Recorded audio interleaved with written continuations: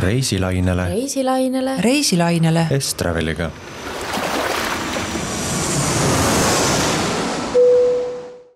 Tere head kuulajad, mina olen Sandra ja te kuulate Reisilainele Estraveliga podcasti. Sügis on käes ja uus kooliaasta on ka juba täies hoos ning mõnede laste jaoks algas see sel aastal sootuks teises riigis. Ja seda siis vahetusõpilasena sellise toreda organisatsiooni abiga nagu ÜFU. Tänases saates räägimegi ÜFUst ja vahetusõpilasprogrammist pikemalt. Ning mul on hea meel tervitada oma saatekülalisi, ÜFU Eesti tegevjuhti Kadri Ensalut ja endist ÜFU vahetusõpilast Grete Armeid. Tere! Tere! Kas ma ütlesin teie nimed õigesti? Jaa. ÜFU on Eestis tegutsenud nüüdseks juba üle 30 aastat päris pikalt ja meil on väga hea meel, et väga pikka aega on just Estravel olnud ÜFU koostööpartner, aidates siis ÜFUl vahetusõpilastele broneerida lennupileteid, kuhu iganes siis maailma paika neil lennata vaja on. Kadri, kui kaua sina oled ÜFUga seotud olnud? No minul nüüd sellel sügisel saabki 10 aastat täis, nii et peaaegu et siis kolmandiku sellest ajast, mis see ÜFU siin Eestis tegutsenud on. Vau, 10 juba on täitsa juba väga arvestatav aeg sellises... Kolmas klass on juba silmapiiri. Paljud kuulajad võib-olla ei teagi üldse, mis asi see ÜFU täpsemalt on ja millega see organisatsioon tegeleb, et räägiksid sa lühidalt sellest? Jaa, muidugi. Et tegu on siis sellise ülemaailmse võrgustikuga ja meie põhiline tegevusvaldkond on kultuurivahetus või haridusprogrammide pakkumine gümnaasiumiealistele noortele. Ja mida see siis täpsemalt tähendab, ongi see, et gümnaasiumiealised noored saavad aastaks või mõnikord ka pooleks aastaks võimaluse minna teise riiki, elada seal kohaliku pere juures, käia kohalikus koolis, saada selgeks kohaliku keele, õppida tundma seda kultuuri, saada sealsed sõbrad ja siis selle kõige tegevuse käigus ka oma maailmapilti avardada ja mõtteid korrastada, iseennast tundma õppida ja kõike muud toredat, mida see vahetusaasta siis selles võtmes kaasa toob. Ja kuidas see käib, ongi niiviisi, et ühelt poolt on siis need noored, teiselt poolt on siis need pered, kelle juures on siis võimalik see aasta mõnusalt mööda saata. Ja mis see peamine põhjus siis nagu on, miks noored soovivad minna vahetusaastale välismaale? Meil on selline tore komme, et enne kui noor üldse vahetusaastale minekuga nagu selliseid esimesi samme tegema hakkab, siis ta peab saatma meile taotlusankeedi ja seal me küsime ka, et miks sa tahad minna vahetusaastale, et mida sa mõtled, et see vahetusaasta sinuga teeb. Ja kõige tüüpilisem selline vastus ongi see, et tahaks avastada maailma, tahaks iseennast tundma õppida ja tahaks mõnda uut keelt selgeks saada, et võib-olla need on need 3 esmast põhjust, mis panevad noore mõtlema selle peale, et läheks ja aasta aega on parajalt pikk aeg, et õppida keelt ja avastada maailma, eks. Millised need kõige populaarsemad sihtkohad on? Nende 30 aasta jooksul on kindlasti kujunenud mingid eriti popid sihtkohad. On erinevatel aastatel erinevad, viimasel ajal oleme näinud, et Aasia riigid, eriti Jaapan on väga-väga populaarne, aga samas on tegelikult populaarne muidugi Ameerika Ühendriigid, aga ka Ladina-Ameerika tervikuna, et ei saa öelda, et igasse nii-öelda nagu üksikusse Ladina-Ameerika riiki väga palju mindaks, aga kokku terve Ladina-Ameerika peale on see number selline 15, isegi mõningatel aastatel 20 õpilast, et päris hea hulk, nii et kuidagi niiviisi see jaguneb, aga loomulikult Euroopa ka, et Saksamaa on populaarne ja Prantsusmaa, Itaalia. Lihtsam ka kindlasti õpilastele pääseda nagu Euroopa riikidesse kui... See võib olla isegi lihtsuses ei olegi nii kinni, et tihtipeale on need lapsevanemad need, kes mõtlevad, et oi, nii kaugele küll ei taha, et laps läheb, et kuidagi kindlam on, kui ta siin lähemal on, aga siis me arutame ka läbi selle, et mis need plussid, miinused on ja tegelikult nii-öelda lapsevanema jaoks otseselt ju vahet ei ole, et kui kaugel laps on, et ega tema jaoks on laps nii või naa eemal ja terve see aasta siis peab ka see lapsevanem saama ise hakkama niiviisi, et last ei ole kohe seal kõrvaltoas nagu tavaliselt on olnud. Ja ega need noored ju vahepeal kodus ei käi üldiselt, et kui nad ikka ära lähevad, siis nad on aasta aega ära. Ja meie programmis on jah niiviisi, et on siin sügise kandis tavapäraselt minek, et augustikuu jooksul umbes ja siis tagasi tullaksegi siis, kui kooliaasta ka meie mõistes läbi saab, et vahepeal me isegi jah, ei soosi väga seda, et näiteks lapsevanemad seal külas käiksid, sellepärast et see on nagu ikka lastelaagrite selline tavapärane taks, et kõik läheb hästi kuni vanemate külastuspäevani, et siis tuleb see koduigatsus suure lainena. Grete, sina käisid nüüd mõned aastad tagasi ÜFU-ga vahetusaastal. Kus sa käisid? Mina käisin Paraguay's ehk siis Ladinas. Vau, väga eksootiline kõlab. Ja, see oli väga põnev kogemus. Räägi lühidalt sellest, et kuidas siis, või tegelikult pigem, kuidas see otsus sinuni jõudis, et sa tahad üldse minna? No minul oli sõbranna tollel ajal samas klassis Lisette, kes siis otsustas, et tema läheb USA-sse vahetusaastale. Ja siis ta hakkas sellest rääkima, sest et ilmselgelt TIFUga vahetusaastal minna, sellel on suur eelprotsess ka, et sa oleksid valmis minema, et see ei ole lihtsalt täna otsustan, homme lähen, eks ole ju. See peab olema ikkagi ettevalmistatud ja selle tõttu ta nagu suht mingi aasta aega vist valmistuski ette ja siis ilmselgelt see oli väga suur osa tema elust ja siis ta käiski koolis ja rääkis ka, et oi, mis ma täna tegin, oi, ma käisin seal IFU koolitusel. Ja siis ma olingi, et alguses see oli nagu, et nii lahe asi, mis sa teed, aga siis lõpuks hakkas endal ka, et oota, ma lähen ka sinna IFU lehele, vaatan ka, mis seal toimub, mis asi see on. Ja siis, päris nakkav. Väga nakkav reaalselt.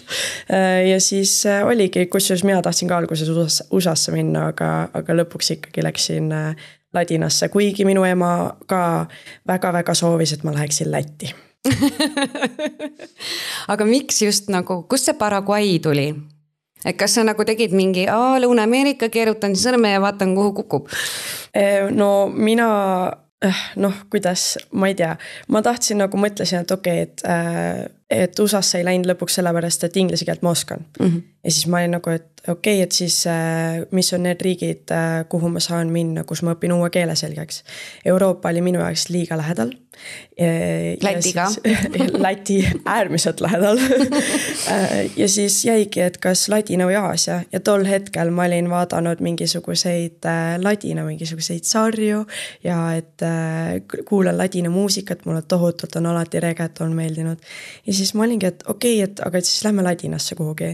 Võtsin selle IFU lehel olevat Ladina riigid listina ette, lugesin kõigi kohta, mis seal kirjas oli, otsustasin, et pigem mõistlikum keele mõttes oleks hispaania kui portugali keel ja siis lihtsalt võtsingi need riigid ja elimineerisin, kuni ma jõudsin Paraguayni. Ja siis ma olin et sinna siis me lähmegi. Ja mulle väga-väga meeldis see, et kui ma ütlesin inimestele, et ma tahan Paraguaysse minna, siis inimesed olid mida? Mis asi see? Pooled veel küsivad, et kus see on täpselt? Tuleta mulle meelde. Ja siis sa tunned ennast nii uhkelt, et ma olengi eriline. Kadri, sina oled ka oma lapsed saatnud IFU vahetusaastale.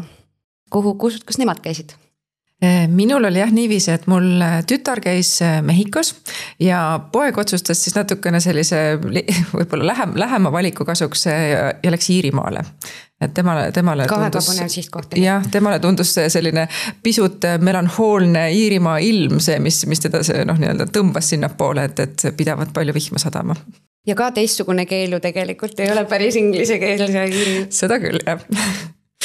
Okei, ja kuidas siis sinu jaoks, kui raske on ühele lapsevanemale see otsus teha, et ma nüüd luban või lasen oma lapsel minna aastaks ära? No eks ta iga lapsega läheb lihtsamaks, ma ütleksin, et selles mõttes jah, soovitan harjutada, aga loomulikult on ju arusaadav, et kui sa oled lapsevanem ja su laps on kuskil ära ja sa täpselt ei tea, et mis tal siis seal siis toimub ja eriti kui ta veel saadab mingisuguse sõnumi, et oi kuule, et täna on nukker olla, et siis ema süda ikka ju hakkab sees valutama, et kuidas ma teda siis seal lohutan ja mida ma siis ikkagi teen ja aga teiselt poolt mul oli see eelis, et selleks ajaks, kui minu esimene laps vahetusaastale läks, siis ma juba töötasin Jufus ja ma teadsin seda süsteemi seespidiselt ka, et on olemas tugivõrgustik seal koha peal ja tegelikult see vahetuspere on ka ju selleks olemas, et neid kurbi hetki aidata üle elada ilusasti ja ikka päev korraga ja ühel päeval on natukene suurem koduigatsus, järgmisel päeval on midagi rohkem ja põnevamat teha ja seda koduigatsust jälle vähem, nii et. Ja. Kuidas sinul, Grete emaga see protsess käis, et oli ta alguses kõiki käte ja jalgadega vastu või? No ikka alguses oli nagu, et jah, et sul on jälle mingi uus plaan, tead, mu plaanid käivad ka niimoodi, et need väga pikaajaliselt ei ole, aga siis lõpuks, kui ta vist sai aru, et see on ikka päris, mis ma tahan, mida ma tahan nagu, siis no eks nad ikkagi, nad muretsesid nii emme kui issi, aga noh, kuna ma seletasin ja nuttes oli mingi, aga ainult üks kord elus sa saad gümnaasiumi ajal minna ja see on täitsa teine, et kui sa lähed ülikoolis, siis sa ei ela nagu kohaliku pere juures ja sa ei saa seda kultuuri niimoodi kätte. Ja et see on ainult üks kord võimalus, et kui ta nüüd ütled ei, siis ongi elu läbi. siis nad olid... Tegid korralikku draamat ühesõnaga kodus. No mul oli väga vaja minna. Seega ja, et nagu noh, õnneks nad ongi pigem, ema on ka olnud alati, et mida kauem sa saad koolis käia, et seda parem on, et nagu ja keelteõpet nad on ka alati toetanud, ehk siis nagu ma olin nagu, et okei, ma jään kauemaks kooli, ma õpin uue keele ja must saab parem inimene. Kuidas see nagu, mis teile nüüd siis ei sobi? Üks asi, mis ma tõin emmele näiteks oli see, et sa muretsed, et minuga juhtub seal midagi. Aga minuga võib ka juhtuda see, et ma kõnnin kuskil Tallinna tänaval ja mulle jääb purikas nagu pähe kogu. Nagu sa ei saa kunagi mitte midagi niimoodi nagu ette planeerida, et igal pool võib kõike juhtuda ja lihtsalt sellepärast mingit kogemust nagu jääda saamata, siis on nagu ei. Aga käime siis selle vahetusaasta protsessi põgusalt läbi ka, et räägimegi kõigepealt, et kuidas nagu alguse saab see, et mis siis nagu selleks tegema peab üldse, et vahetusaastale minna, et Grete, sa rääkisid, et sul sõbranna juba alguses aasta aega võttis kogu see nagu planeerimine või mõtlemine aega, et mis see nagu tegelikult kogu see protsess, kui pikalt aega võtab ja mis see nagu ette näeb? Eks ta ongi, ütleme, et see aasta on tegelikult selles mõttes täiesti mõistlik ajavaru, et siis ei pea kiirustama hakkama millegagi.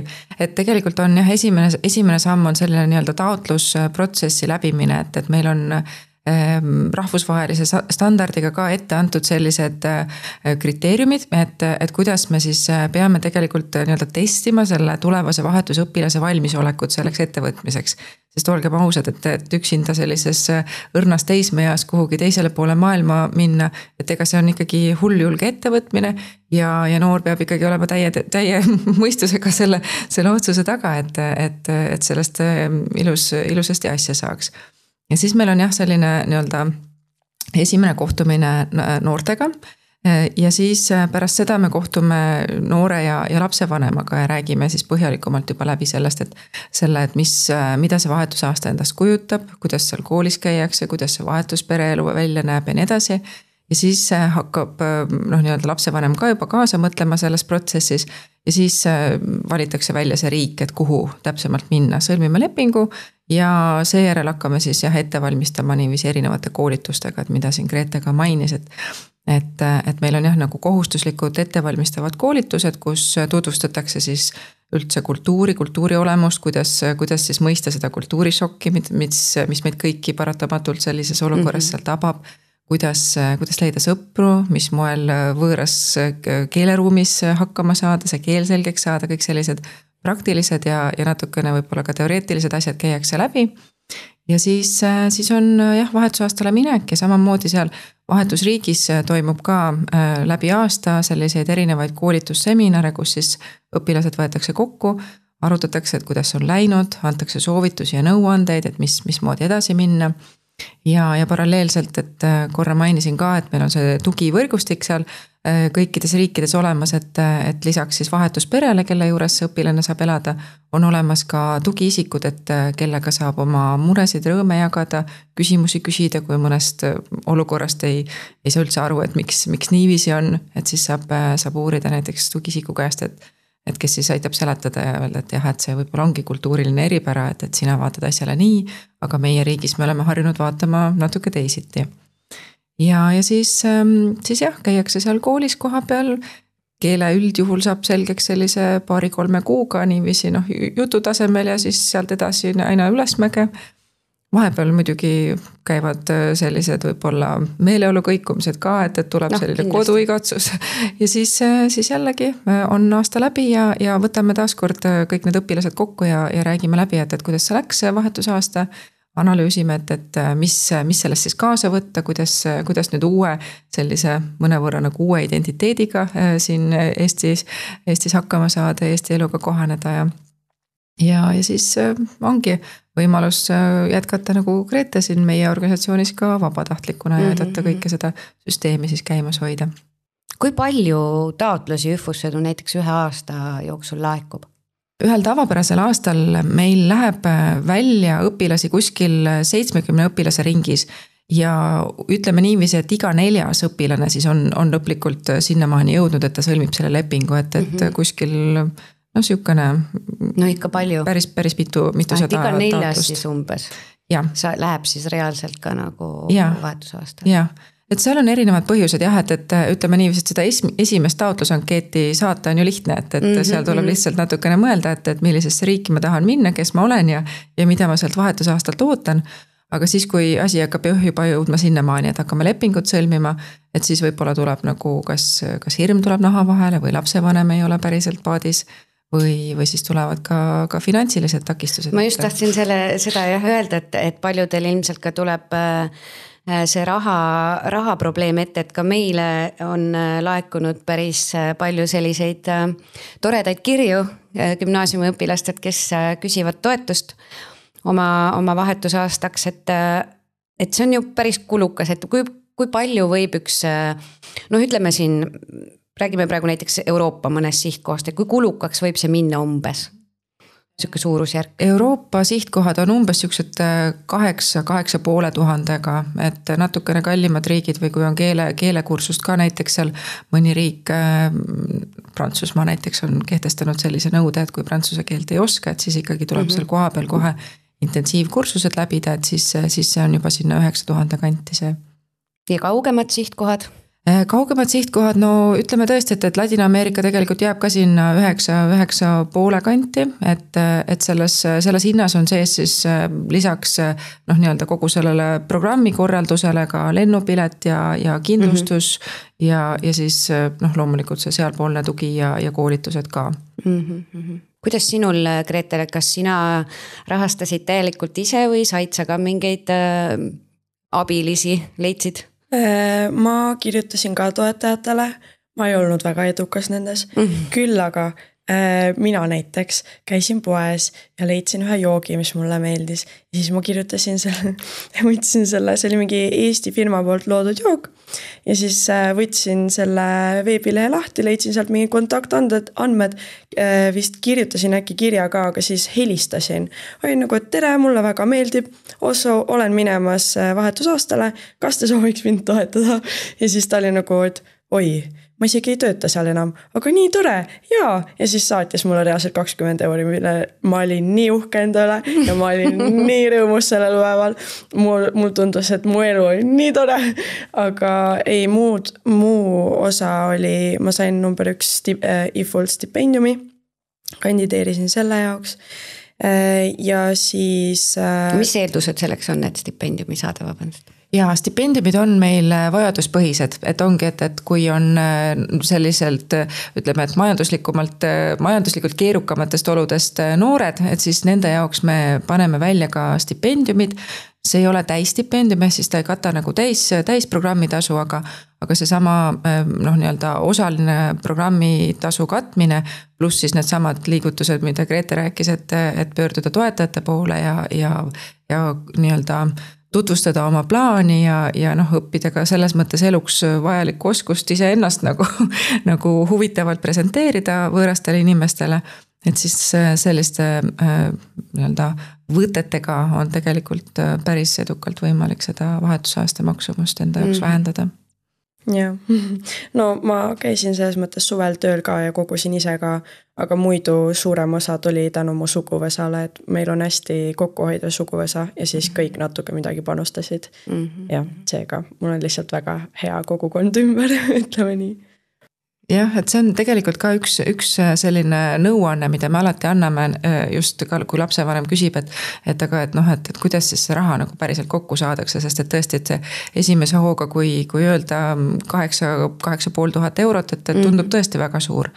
Aga meil on ka see süsteem, et esiteks ei pea seda raha nagu ühe korraga maksma, et seal on võimalik see jaotada nii-öelda osamakseteks, ilma intressita osamakseteks.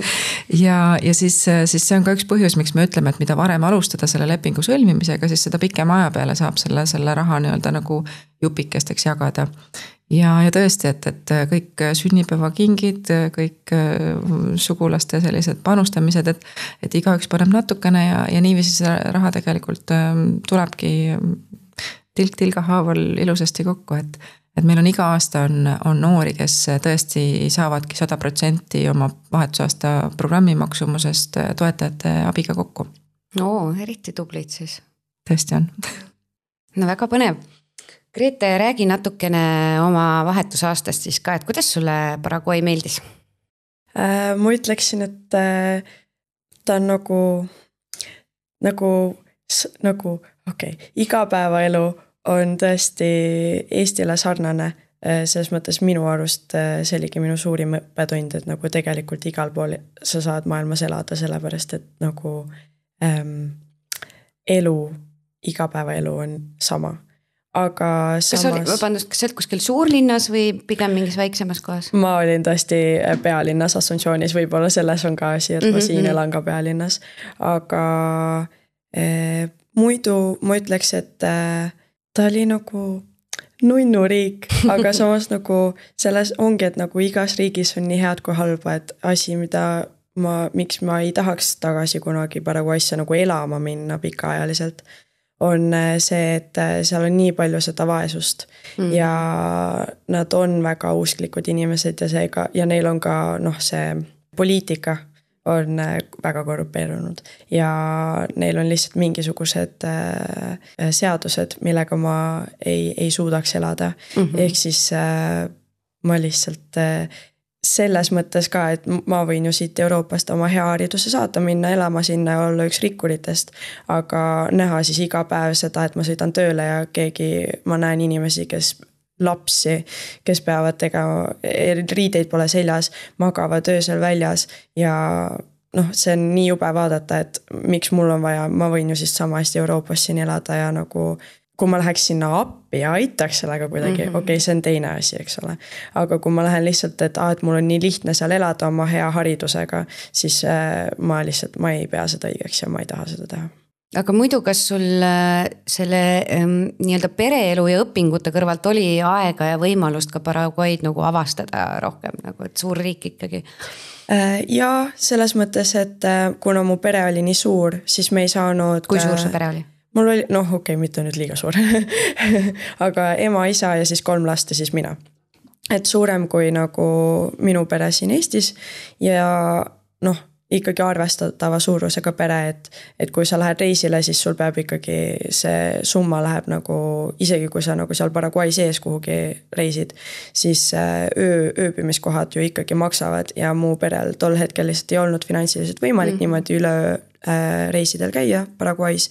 Seega ma ei saa nagu väga kaugele minna, pluss seal on põhimõtteliselt mis mingi 70%, 80% maa-alast on hästi viljatu, kus ongi nagu, et sa võid elada kuskil külas, kus sul pood on mingi 20 või 30 kilomeetri kaugusel, et sa nagu, või et seal ei olegi lihtsalt mitte ühtki inimest kuskil, vaata, et mis ma siin ikka lähen reisile. Aga seal Asuncioni ümbruses käisime ikka ringi, käisime oma maakodus päris palju ja lõpuks, kuna ma juba algusest peale ütlesin, et ma tahaks kuskile nagu minna reisile, kui on võimalik. Ja mu isa oli käinud seal Iguazu Fallsid vaatamas. Ja siis nad soovitasid väga seda ema-isa, et kui sul on natuke vähegi nagu võimalik minna, siis palun mine sinna. Ja siis kuna mu vahetusema ka ikka oli, et oi, et noh, su vanemad ka ikka tahavad ja loodavad ja aga siis me läksimegi niimoodi, et mina ja teised vahetusõpilased, minu ema tuli meiega kaasa, sest et see on IFU poolt ka vajalik, et sa oleksid hoitud, et kõik oleks okei, et niisama sa ei saa seal lihtsalt, et vabad käed kuskil mujal riigis. Siis läksime ja lihtsalt oligi diil, et need vahetusõpilased siis aitavad nii-öelda mu ema kulusid ka katta. Et meil oleks, noh, tema aitab meid, meie aitame teda. Ja tänu sellele käisimegi, vaatasime siis, ilmselgelt sõitsime autoga mööda Paraguaid sinna Brasiilia piirini, eks ole ju. Ja siis läksime Brasiiliasse üle ka, vaatasime need joad üle. Ja siis oli väärt külastamist. Ja Brasiilia muusika veel parem. Me nautisime seda muusikat seal väga ja need foosid olid ka, see oli ikka täiesti teine pilt, nagu see nii kena, nii ilus. Ja me käisime ka Paraguais on suur hüdroelektri veejaam või ma ei tea, kuidas seda täpselt nimetatakse.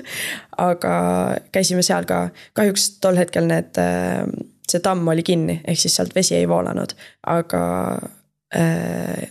väga kena oli ja me saime seal isegi mingi privaatse tuuri bussiga ja siis, sest et keegi ei käi seal, aga seal on täiesti tasuta ja mu ema oligi, et nagu, et siin on tasuta haridus, miks inimesed ei too oma lapsi siia vaatama, kuidas hüdroelektri nagu, nad peavad reaalselt selle tamme avama mingi kord aastas ja nad saavad nii suure elektrivaru sellest kätte, mis on täiesti hullumeelne ja nagu see, et inimestel on võimalik seal käia ja õppida selle ajaloo kohta, täiesti tasuta on see põhimõtteliselt nagu muuseum tasuta ja et keegi ei käi seal, see oli väga, väga hullumeelne. Aga ma korra põikan selle juurde, et sa põgusalt rääkisid oma perest, et Kadri, ma tahtsin sinu käest küsida, et kuidas see perede valimine üldse, see protsess käib? Pered on meie programmis vabatahtlikud, ehk siis, et kõigepealt peab pere ise näitama üles huvi ja soovi, et nad tahavad hakata vahetuspereks ja siis oma ellu kas sellist natukene muutust või mingisugust värvi tuua. Ja siis toimub meie sellised programmi standardite järele sammud, et kõigepealt vestleme perega, käime külas, vaatame, et kuidas nad elavad, mida nad siis meie programmist mõtlevad, kas meie väärtushinnangud ühtivad, et saavad aru, mille pärast see vahetusõpilane nende juurde kolida tahab. Ja siis, kui kõik see klapib, siis me koolitame pere ära, sõlmime lepingu ja siis pere saab endale uue pereliikme välja valida. Okei, ja kas see õpilase ja pere vahel toimub mingisugune eelnev, ma tea, sobivus test, ma ei oska öelda, mitte sobivustest, aga kuidagi, et juba eelnevalt nagu kindlaks teha, et kas need inimesed ikka klapivad ka oma vahel, et Ja no selles mõttes küll, et meie anname endast parima, et see klapp oleks olemas ja selle jaoks on siis jah ka nagu õpilased ise teevad ettevalmistustööd päris palju, et kirjutavad ise enda kohta selliseid või täidavad ankeete, kirjutavad igasuguseid tervituskirju vahetusperedele, et kus nad siis annavad teada, et kes nad on, mida neile teha meeldib, mis nende hobid on. Et tihtipeale tegelikult pered vaatavadki seda, et sellele tüdrukule meeldib kangesti tantsimas käia, et meil on ka siin peres on nagu kas ise tantsime või lapsed tantsivad, et tundub, et meil võib olla ühiseid jututeemasid. Ja siis meie nagu nii-öelda organisatsiooni poole pealt ka, et püüame ikkagi jälgida seda, et mis on see pere nii-öelda maailmapilt ja mida nad teevad ja kui aktiivsed nad on ja siis sobitada selle õpilase sinna peresse niiviisi. Kas usk võib ka kuidagi kindlasti takistuseks või raskemaks muuta seda valikut, et kui on siit Eestist läheb näiteks täiesti puhas kristlane ja koha peal on seal keegi hoopis teisest nagu usust, et kes võib-olla ei tahaks nagu väga. no meie programmi üks selline eesmärk on ka nagu maailmapildi avardamine kõikidel osapooltel, nii perel kui õpilasel, et me ei välistaks selliseid olukordi eos, välja arvatud muidugi jah, juhul kui näiteks õpilane või pere väga kindlalt ütleb, et ma soovin kõige muu suhtes, ma olen väga avatud, aga ma ei soovi nagu mõne teise usuliigi harrastajaga kuidagi ühe katuse all elada.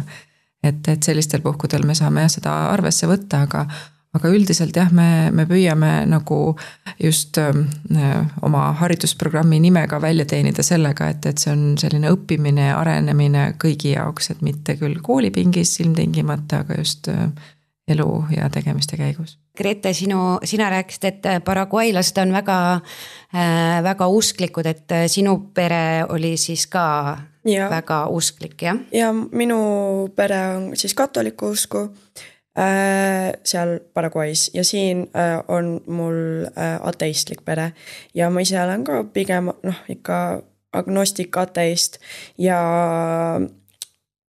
aga samas see ongi IFUs see, et sa peadki olema avatud meelega ja ma olingi täiesti valmis, et ma ju valin Ladina-Ameerika riigi.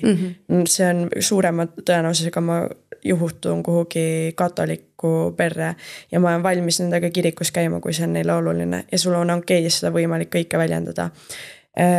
Ja siis oligi, et ma ei tea, läksin sinna, siis nemad küsisid, et mitte muidugi esimesel päeval, aga et me rääkisime ka tegelikult usuteemadel seal ja mul oligi niimoodi, et ema oli väga usklik, isa oli siuke, et tundub, et ta ikkagi on usklik, aga samas mu ema tundus lihtsalt palju rohkem usklikum kui tema.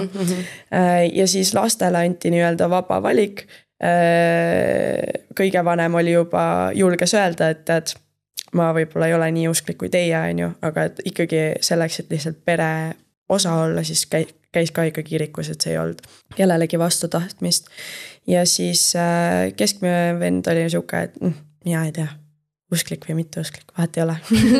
Ja siis tütar veel ei julgenud emale päris öelda, et võib-olla ei ole nii usklik. Aga mul on siuke tunne, et tal veel mõjutused on veel natuke tugevad, et ta on liiga noor veel. Mis on arusaadav, aga nähes nende peres, et vanemad juba julgevad öelda, et kuule, ma ei ole nii usklik või et ma ei usu seda. Et siis ma ei tunne, et nad sunniksid oma lapsi kuhugi usurüppe. Mis on väga tore. Küll aga mul olid sealse Paraguay vanaonuga siis jutuvestmised, et ta oli, et ei, aga sa ei saa aru. Minul oli ilmutus. Ja sellepärast ongi usk, et sa ei kujuta, et Jeesus on päriselt olemas, sest et minul oli ilmutus. Ma ei nagu, et ma saan sinust väga hästi aru. Aga mina ei ole seda ilmutust kogenud ja seega minul ei ole põhjust seda uskuda ja seetõttu ma endiselt olen ateist ja siis ta ikkagi üldse ei näinud seda, aga me ei läinud edasi ka, sest et nagu IFU õpetab, siis mõnikord lihtsalt pick your battles, et see ei olnud see ei olnud see võistlus, mida lõpuni võistelda. Aga suures pildis siis, kas oli väga raske nagu kohaneda seal ja elada nii pikalt ära nii kaugel? Ei, kuna ma olin nii ekstaasis, kui ma sinna jõudsin, mul olid esimesed 3 kuud, ma olin nagu, et minu elu on nüüd, ma ei tea, enam paremaks ei saagi. Et see on elu tipp. Siis kohanemine mul ei olnud üldse raske. Ma nagu pigem veidi muretsesin üle selle koduikatsusega, kuna mul väiksena laagrites oli olnud nagu raskusi laagrites kohanemisega. Aga ma ütlesingi emale, et tead, et teeme niimoodi, et mina annan sulle kuidagi teada, kuidas mul läheb. Aga et teie ja pere ja siis sõbrad otseselt mulle ei kirjuta veel esimesed 6 aega. Et ma annan teile teada, et mul on kõik hästi, et ei peaks muretsema, aga et seda otsest aktiivset suhtlust kogu aeg ei ole, et mul ei tekiks koduikatsust. Aga mul ei olnud üldse seda.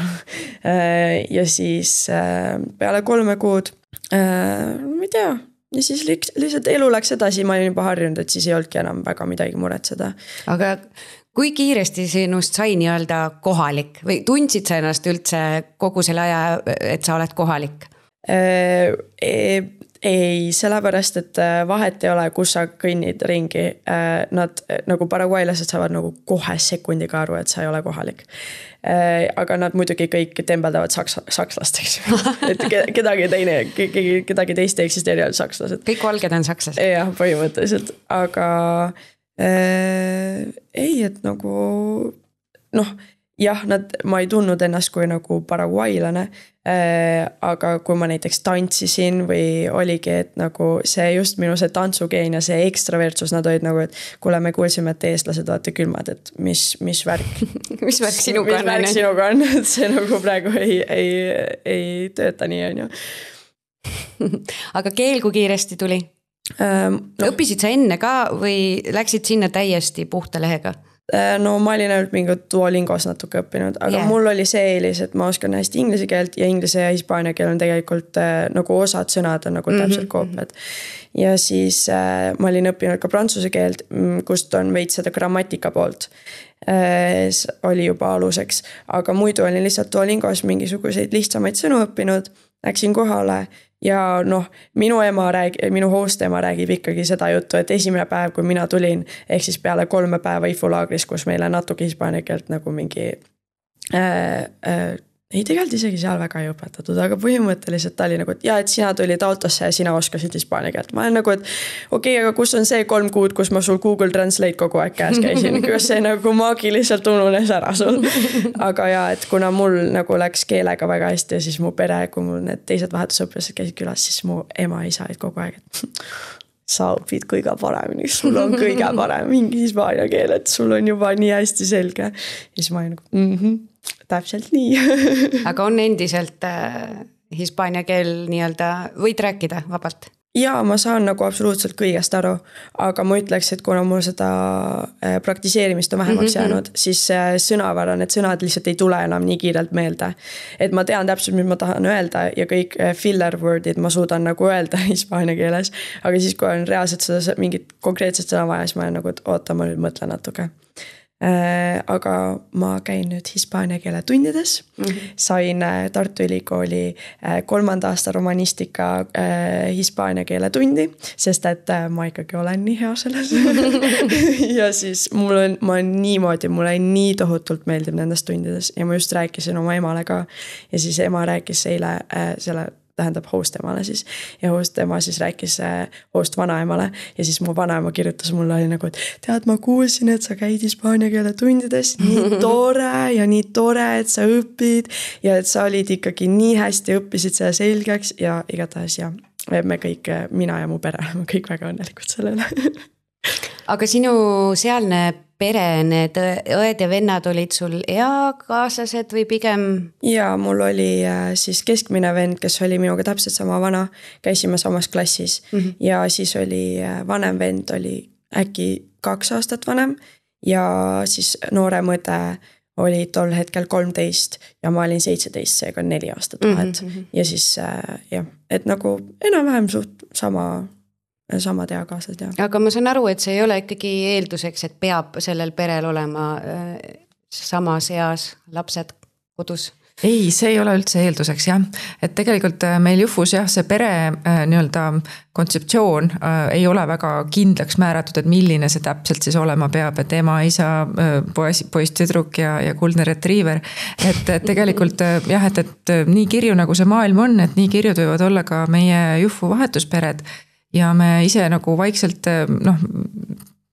kultiveerime seda mõtet ka, et tegelikult nooremad lapsed on väga head keeleõpetajad, et siis kui nad näiteks Eestis siin ka päris väikestena veel ikkagi inglise keelt nii hästi ei valda, et siis nendes peredes, kus on väikesed lapsed ja vahetusõpilane, me näeme seda selgelt, et eesti keele oskus tuleb kohe nii-öelda mitme sammu võrra kiiremini võib-olla kui seal, kus seda inglise keelt rohkem vallatakse.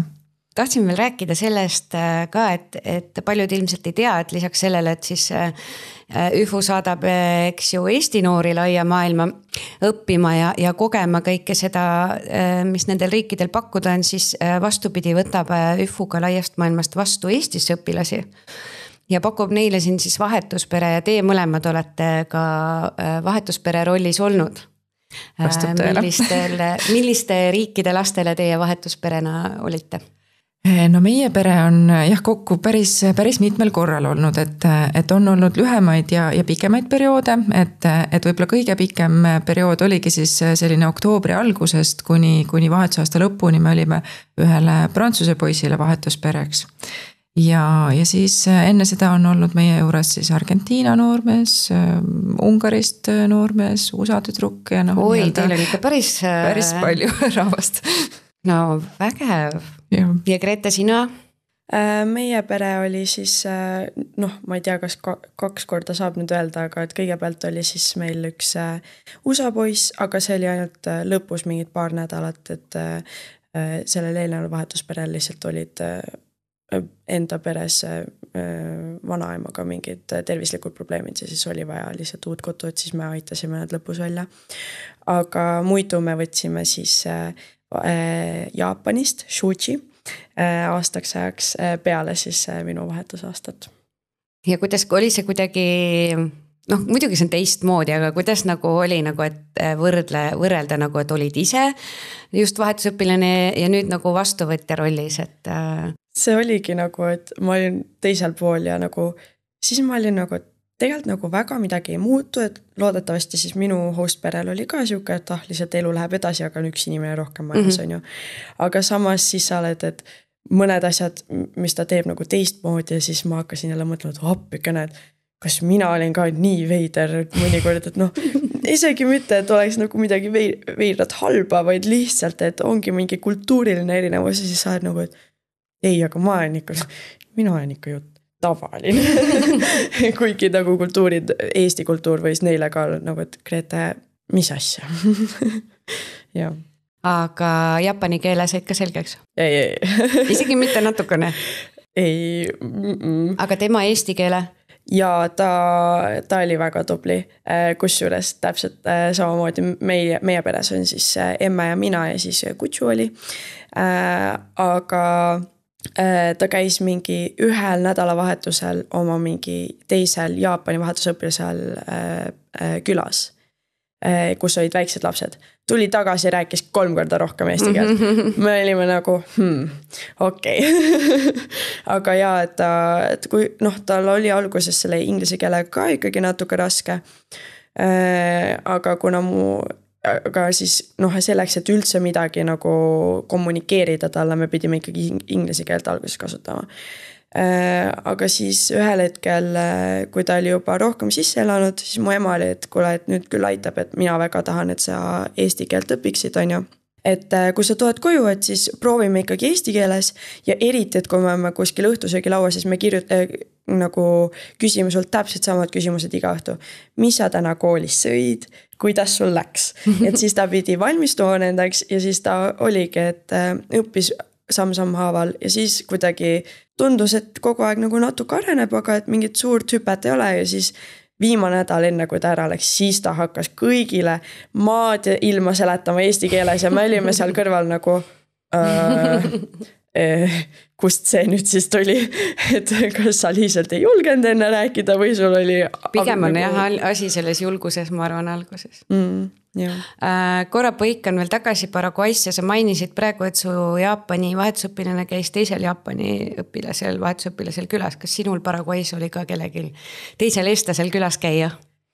Ja minuga koos oli Irene Eestist siis seal vahetusaastal ja siis eks ma ikka käisin temal ka külas ja et kui tal oli näiteks mingi sünnipäevapidu, siis ma olin ka ikka kutsutud ja ei, see oli väga tore. Ma mõtlengi, et kui sa näed nagu päris kaugel ära, et siis on tegelikult hästi tore, kui on keegi Eesti sinuga nagu sama pulga peal nii-öelda ja kellega saab rääkimas käia ja sellega võib-olla isegi maandada natuke seda koduigatsust.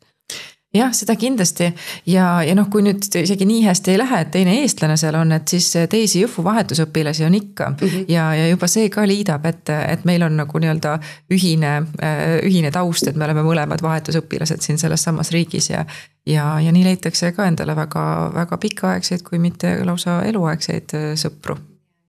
Kui nüüd tagasi tulla selle Eesti vahetusperede juurde, siis kuidas see protsess käib ja kui raske on üldse, ma mõtlen, et eestlased on ju võrdlemisi siuksed, nagu sinagi enne ütlesid, et mis arvamuse on jätnud eestlased sellised võib-olla mitte kõige soojemad ja kõige jutukamad inimesed, et kui kerge on üldse leida Eestis vahetusperesid? No ütleme nii, et ega meil saba ukse taga ei ole, et rohkem neid vahetuspere huvilisi ei ole, kui õpilasi pakkuda oleks. Aga põhimõtteliselt ikka, et kui jõuab nagu selles mõttes õige inimese kõrvuse, siis tihti peale me kuuleme nii, et jaa, ma olen selle peale juba ammu mõelnud ja kogu aeg mõelnud, et ei, et praegu pole veel õige aeg, aga et jah, et võib-olla siis tõesti nüüd või kuidagi niiviisi, et see info ikkagi liigub. Ja eks ta tõenäoliselt liigubki kõige rohkem nagu nii-öelda kogemuspõhiselt, et kellegi tuttaval oli ja siis räägitakse sellest. Ja loomulikult eks me üritame ka omalt poolt nii palju levitada seda võimalust, kui vähegi oskame ja suudame. Sest iseenesest on see kogemus igati vahva ja seda väärt just selle mõttega ka, et see sama asi, mida Grete näiteks välja tõi, et sa nagu toimetad oma tavapäraseid tegemisi ja siis järsku saad aru, et minu tavapärane ei ole selle teise kultuuri jaoks võib-olla tavapärane ja hakkad mõtlema selle üle, et miks see siis tundub mulle näiteks niiviisi tavapärane ja et äkki võiks ka midagi muuta ja meil näiteks, ma võin enda pere pealt näite tuua, et meil on asi, mida ma tõeliselt nagu igatsen ja püüan nagu väevõimuga elus hoida meie Prantsuse vahetusõpilase aegadest ongi sellised pikad õhtusöögid, et kus me terve perega ka istume ka mitte ainult nädalavahetusel, vaid nädala sees me võtame selle hetke ja istume mitte nii, et igaüks hingab oma toidu sisse ja läheb kiiresti minema laua tagant, vaid et natukene nagu nii-öelda arutleda selle üle, et kuidas läks ja mis need järgmise päeva plaanid on ja täiesti maast ja ilmast, et siis sellel ajal jah, kui me vahetuspere olime, siis mõni õhtusöök venis küll, ma ütleksin, et paari tunni pikkuseks lausa. Jah, ja ega paljudes kultuurides ongi see ju tegelikult tavaline, et see tüüpiline eestlane, kes isegi kui välismaal käia väljas söömas näiteks, siis on see, et istud sööd omal kiiresti kõhu täis ja palun arvetad ja siis vaadatakse, et siuke rahulikult istumine, rääkimine ja samal ajal natuke söömine, see on nagu siuke meie jaoks võib-olla mitte nii tavaline. Aga peredest veel rääkides, siis ennem juba oli juttu ka sellest, et ei ole mingisuguseid nagu kindlaid peremustreid, mis peab olema, eks ju, et mis need siis need vähesedki tingimused on, et üheks vahetuspereks hakata? No üks konkreetne tingimus on see, et pere peab koosnema vähemalt ühest täisealisest täiskasvanust. aga jah, kõik muu sinna juurde on siis selles mõttes, ütleme, et tegelikult peab see vähemalt üks täisealine täiskasvanu suutma siis pakkuda ikkagi vahetusõpilasele 3 korda päevas süüa ja ööbimiskohta, ehk siis, et voodi ja õppimiskohta, ehk siis, et laud, mille taga saab õppida. Et meil ei ole nii-öelda rahvusvahelistes standardites ette nähtud, et vahetusõpilasel ilmtingimata peab olema oma tuba, aga väga paljude perede jaoks see on ka üks oluline moment, et ikkagi nad saaksid pakkuda oma tuba, et siis on ka vahetusõpilasel selline nii-öelda omaette olemise võimalus. Ja nagu see tuli juba enne jutuks, et ei pea olema täpselt samaealised lapsed peres kindlasti, ei pea üldse olema lapsi, et on meil ka igal aastal on nii Eestis selliseid vahetusperesid kui ka meie Eesti lapsed selliste vahetusperede juures, et kus tegelikult lapsed on, kas pole veel jõudnud sündida või on juba kodunt välja läinud. Ja siis jah, et see, et kui mitu lapsevanemat seal on ja mis soost need lapsevanemad on, et see ka meie jaoks rolli ei mängi. Okei. Et kas siis mingisuguseid suuri majanduslikke tingimusi nagu peast, et on soe ja süüa saab ja on katus pea kohal ja voodi ja... Põhimõtteliselt küll jah, et ka viitan nüüd tagasi sellele samale Grete jutule, et tegelikult jah, me ei eelda ega nõua vahetusperelt seda, et peab mingisugust aktiivset kultuuriprogrammi pakkuma vahetusõpilasele näiteks, et iga nädalavahetus reisid siia ja siis reisid sinna, et vahetusaasta ongi selline nagu nii-öelda kogemine, selle teise riigi ja kultuuri kogemine, nii nagu päris inimesed seda seal riigis kogevad ja elavad läbi. et selles mõttes jah, ei, muidugi on tore ju, kui on võimalik niiviisi reisida, aga teiselt poolt see ei ole ka nagu kohustus, et eks vahetusõpilane ütleme, et kas või siin Eestis me ikkagi innustame ka koopereeruma teiste vahetusperedega ja saab ka kellegi teisega kaasa minna, kui mingisuguseid väljasõite toimub ja nii edasi, et see ei ole jah nagu selles mõttes selline iseenda aasta kinnipanek selle nurga alt, et peab kindlasti nüüd kõik Eestimaa paigad läbi käima ja soovitavalt veel Soome, Läti, Leedu ka sinna otsa. Et selles suhtes ongi, et see vahetusaasta ja ei olegi nagu, või mõni võib-olla võiks arvata, et väikest viisi nagu turismireis, et pigem ikka selline, et sa oled paikne koha peal ja elad nii nagu kohalikud seda teevad. Just täpselt jah, et see ei ole turismireis, et see ongi jah see, mis teeb ta nagu nii-öelda eriliseks ja mis võimaldabki päriselt süvitsi seda kultuuri näha, et mitte ainult seda nii-öelda pealispinda, et mida meil ka ikka külalistele näitame, et neid ilusamaid kohti, et võtta, et lähme sinna, et see on väga kena vaade ja siis lähme sinna, et seal on väga äge arhitektuur, aga just seda nii-öelda päris rohujuure tasandilt seda kultuuri tundma õppida, et see on see vahetusaasta nii-öelda eesmärk. Üks põhiteema tegelikult veel on täiesti puutumata, praegu mõtlesin, et räägime koolist ka. Kuidas see seal oli? No mina olin väga huvitavas koolis, ma olin katolikus koolis ja kuigi ma olin pealinnas koolis, siis minu klassis oli 8 õpilast. Jep.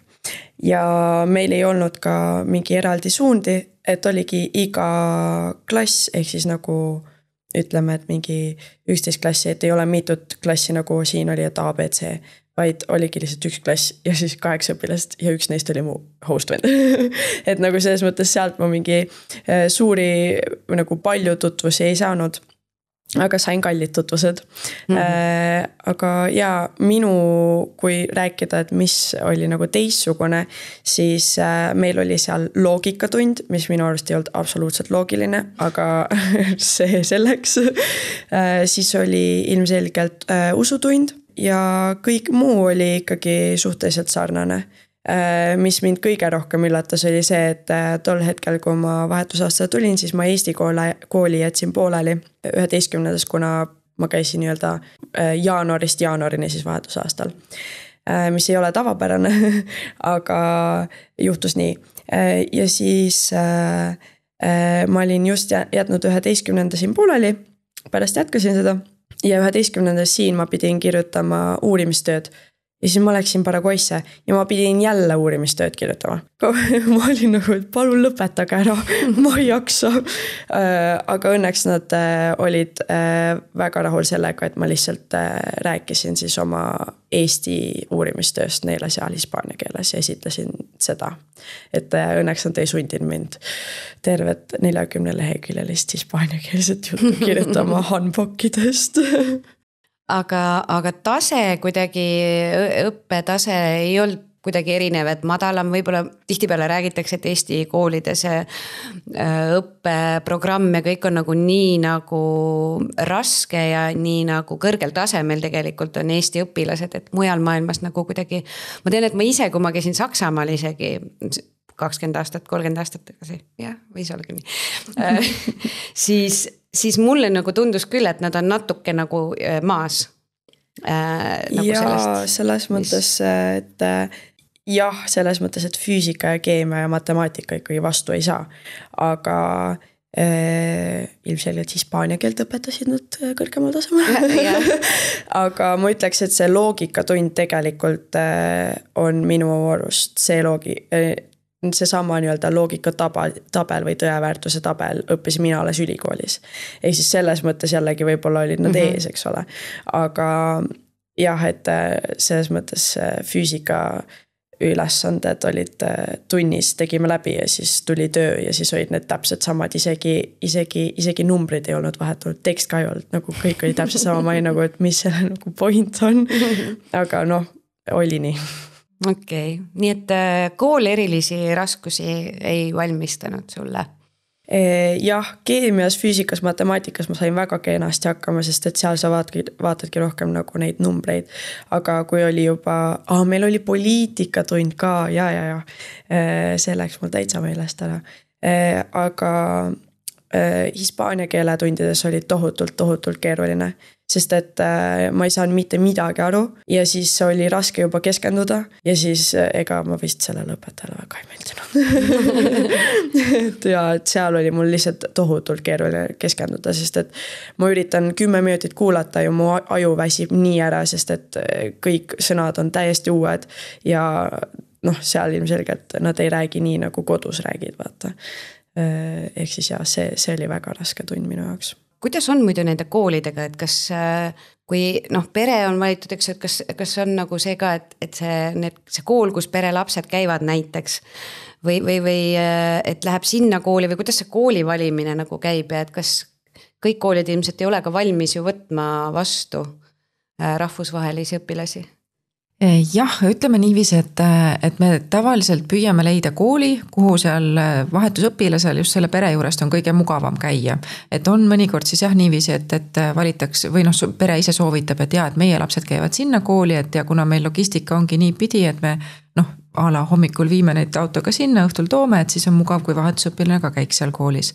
Aga see ei ole jah nagu ilmtingimata nagu eesmärk oma, et vahetusõpilane samas koolis kindlasti käiks.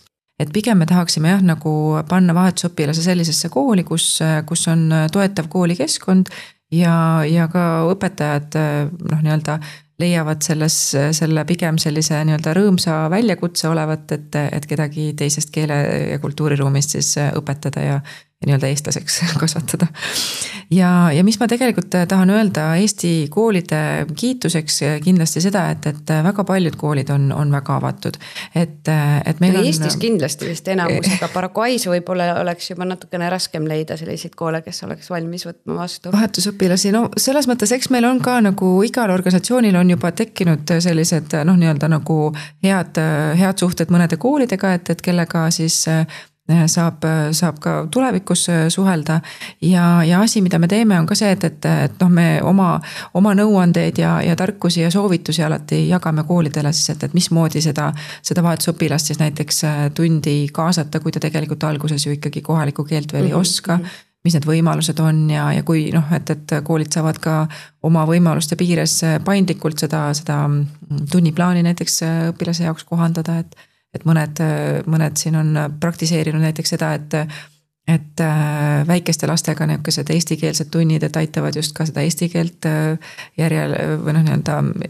eesti keeles järje peale saada ja et aga samas on mõned tunnid jah, nagu jälle Grete välja tõi, et sellised numbripõhised tunnid, et seal õpilased saavad pigem hästi hakkama, et just sain siin ühe vahetusõpilasega Jaapanist käia viisataotlust sisse andmas, siis nendel on siin elamiseks viisat vaja ja siis tema võttis oma kaustiku seal PPA-s ilusasti lahti ja tegi matemaatika ülesandeid ja ma küsisin, et kuidas siis see matemaatika on, siis ütles, et see on väga lihtne, aga et see tekst seal juures see on natuke raskem. Aga ütleks veel siis äkki lõpetuseks veel, Grete, sinu poolt lühidalt, et mis see vahetusaasta sulle kõige rohkem andis ja miks, mida sa nagu soovitaksid kõigile, kes nagu veel mõtlevad või kaaluvad sinna minekut, et miks nad peaks nagu otsustama selle kasuks, et minna vahetusõpilaseks kuskile? Mina ütleks, et vahetusaasta andis mulle julguse olla ise enda moodi ja lihtsalt enesekindlust väga palju. Näiteks eile viisin läbi Tartu Ülikooli investeerimisklubi diskussiooni õhtujuhina ja kuigi ma enne olin väga stressis, siis nagu see, et ma üldse pakkusin, et ma olen nagu valmis tegema seda, ma ei oleks mitte kunagi varem seda teinud. Et ma ütleks lihtsalt, et igasugune siuke, et tegijal ikka juhtub, et lihtsalt proovi, tee, keegi sind maha ei löö ja lihtsalt julgus teha asju, nagu see oleks kõige olulisem, mis sa saad vahetusaastalt. Ja kes veel kahtleb, siis sa ütled, et ära kahtle, mine ja tee. Mõtle vähem, otsusta rohkem. Ja Kadri, sinu poolt võib-olla siis lõpetuseks, et eestlastele just, kes võib-olla nüüd peale seda saadet või isegi võib-olla ennem on natukene mõelnud või kuulnud kuskilt selle vahetuspereks olemisel, et mõned julgustavad või kuidagi oma kogemusest, et sina oled juba nii mitmekordne, et jah, no tahaks võtta see sõnasabast, Grete sõnasabast kinni, et ärge üle mõelge, et selles mõttes proovida tasub ja alati on võimalik täpselt samamoodi nagu siin õpilaste puhul ka, et kui on mured, küsimused, meil on tugivõrgustik, me aitame lahendada probleeme, me oleme administratiivsete asjadega nii-öelda abiks, aitame siin korraldada näiteks kas või seda sama viisa taotlusprotsessi, kooli leidmisprotsessi, et selles mõttes ei pea see vahetuspere kõigega ise ja üksi toime tulema. Me kohtume mitmeid kordi vahetusaasta jooksul, hoiame kätt ja mõõdame pulssi.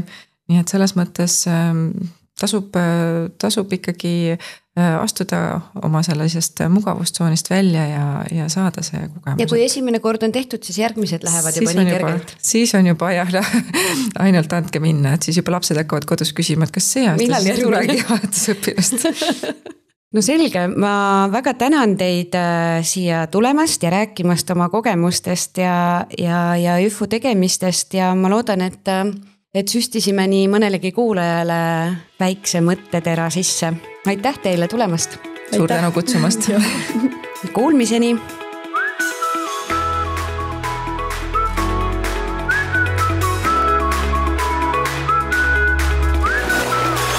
Reisilainele Estreveliga.